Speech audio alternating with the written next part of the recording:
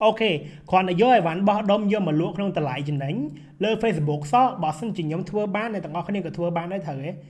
chứ có là hát ấy có chi và cam mà trình đuôn chốt cháy bàn ta chi và cam mà trình đuôn tiết khoản đã pay livestream cả thời chua kê mà oi mơ đầm mẹ khơi ví dụ chờ đây còn bật pro ta lụa sân đạch không niêm chia mà cha chi và cam tôi này tặng ngõ khăn miên homework từ thưa tràn chiêng mà cha chi và cam thông tiết chi bị sát nên lơ bẩn đại sạc cùng ngày ní dương nâng mong vậy ông pi cùng ho mà chìm nuốn được bằng mà cha chi và cam tốt nơi social media sẽ đến tặng ngõ khăn và công saiจะทำให้มากันZelloTVยอม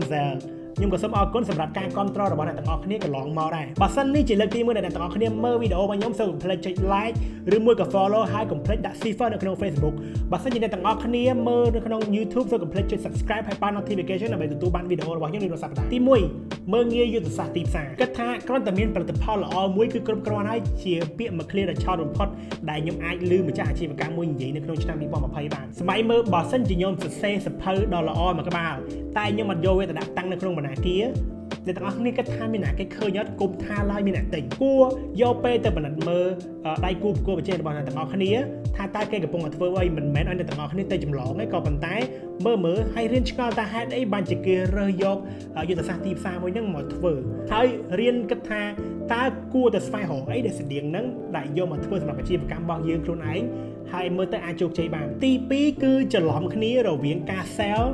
នឹងការធ្វើ marketing ការលក់ឬក៏ហៅថា sell កើតឡើងនៅពេលដែលអតិថិជនទិញអីវ៉ាន់របស់អ្នកទាំងអស់គ្នាទៅវិញការធ្វើទីផ្សារឬ marketing កើតឡើងនៅពេលដែលម្ចាស់អាជីវកម្មនិយាយប្រាប់ទៅកាន់អតិថិជនអំពីអាជីវកម្មរបស់ពួកគាត់យើងអាចដឹងបានថាតើការធ្វើទីផ្សាររបស់ពួកយើងដើរបានល្អអត់នៅពេលដែលអតិថិជនចាប់ផ្ដើមនិយាយអំពីអាជីវកម្មរបស់យើងចាប់ផ្ដើមរំលឹកអំពីពាក្យស្លោកក៏ដូចជាចាប់ផ្ដើមជជែកគ្នាអំពីផលិតផលរបស់យើងសម្រាប់ខ្ញុំតែងតែប្រាប់ភ្ញៀវរបស់ខ្ញុំជានិច្ចថារយៈពេលកន្លះឆ្នាំដំបូងកុម្ភៈធានាថាលក់មិនដាច់ទៅតែគ្នាហ្នឹងតែអ្វីដែលខ្ញុំហ៊ានធានានោះគឺកិត្តិនាមរបស់អាជីវកម្មរបស់អ្នកទាំងអស់គ្នាអ្នកទាំងអស់គ្នានឹងមានគេនិយាយអំពីអាជីវកម្មរបស់ទាំងអស់គ្នាច្រើនជាងមុនអ្នកទាំងអស់គ្នានឹងមានគេចាប់ផ្ដើមជជែកអំពីផលិតផលរបស់អ្នកទាំងអស់គ្នាច្រើនជាងមុនទាំងអស់នេះនាំឲ្យយើងមកកាន់នៅកំហុសទី3របស់ម្ចាស់អាជីវកម្មតូចនោះគឺចង់ចំណេញឆាប់ពេកក្នុងនាមជាបុគ្គលិកទីផ្សារដែលមានបទពិសោធន៍ម្នាក់ខ្ញុំជឿជាក់ថានៅពេលដែលអាជីវកម្មមួយលក់ដាច់គឺអាស្រ័យទៅលើអតិថិជនផ្ដល់ភាពជឿជាក់ដល់ពួកគាត់អ្នកទាំងអស់គ្នាអាចទាញយកភាពជឿជាក់ពីអតិថិជនបានដោយការពង្រឹងសមត្ថភាពទីផ្សាររបស់អាជីវកម្មរបស់អ្នកទាំងអស់គ្នាខ្ញុំសូមផ្ដល់ដំបូន្មានងាយស្រួល3ទី1ផលិត content ហើយផុសនៅក្នុងទំព័រ Facebook page របស់អាជីវកម្មរបស់អ្នកទាំងអស់គ្នាឲ្យបានញឹកញាប់ផលិត content ឲ្យល្អផលិត content ឲ្យត្រូវចិត្តអតិថិជនរបស់អ្នកទាំងអស់គ្នាលើពីនេះទៀតអ្នកទាំងអស់គ្នាក៏អាចផលិតនៅវីដេអូខ្នាតតូចមួយដែលអាចជួយឲ្យអតិថិជនរបស់អ្នកទាំងអស់គ្នាយល់អំពីអាជីវកម្មនិងផលិតផលរបស់អ្នកទាំងអស់គ្នាបានល្អជាងមុនបន្ថែមពីនឹងទៀតអ្នកទាំងអស់គ្នាក៏អាចជួយឲ្យអ្នកជំនាញជួយផ្សព្វផ្សាយឲ្យអ្នកទាំងអស់គ្នាបានដែរហើយកន្លែងហ្នឹងខ្ញុំសំដៅលើ social media influencer ដែលមានដូចជា Hey Misal, Hey Misna ត្រកម៉ាទិនហ្វីឡាក់ទី4មើលងាយការបម្រើសេវាអតិថិជនចំណុចនេះវារៀងរសើបបន្តិចក៏ដោយសារតែសូម្បីតែអាជីវកម្មធំក្នុងស្រុកមួយចំនួនក៏មិនទាន់ពេញចិត្តជាមួយនឹងអ្វីដែលពួកគាត់បានធ្វើកន្លងមកផងដែរបើសិនជាអ្នកទាំងអស់គ្នាចង់ដឹងថាខ្ញុំនិយាយអំពីអី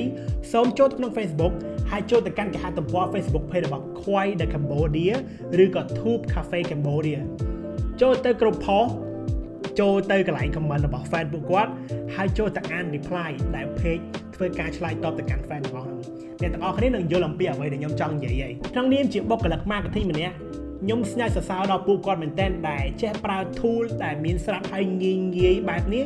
យកមកឆ្លើយតបហើយធ្វើការជជែកពិភាក្សាក៏ដូចជាប្រស្រ័យទាក់ទងជាមួយនឹងអតិថិជនរបស់ពួកគាត់ tool ទាំងអស់នេះ free Facebook comment Facebook Messenger នៅនឹងអ្នកណាគេក៏មាន access ចូលដែរឲ្យតែអ្នកទាំងអស់គ្នាមាន Facebook page អ្នកទាំងអស់គ្នាអាចប្រើប្រាស់វាបានទាំងអស់ប៉ុន្តែពួកគាត់ take it to another level ពួកគាត់កែច្នៃវាទៅជា customer service tool មួយដែលមានប្រសិទ្ធភាពបំផុតចងចាំ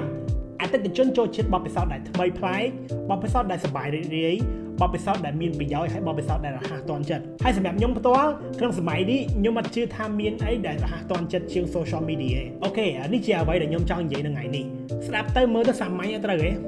មកពីអ្នកទាំងអស់គ្នាគិតថាវាសាមញ្ញហ្នឹងហើយបានជាអ្នកទាំងអស់គ្នាបដ ாய் ឲ្យអាជីវកម្មរបស់អ្នកទាំងអស់គ្នាធ្លាក់ដល់ចំណុចមួយដែលត្រូវការដំណោះស្រាយជាជាងយកចំណុចទាំងអស់នេះទៅ apply តាំងពីដំបូង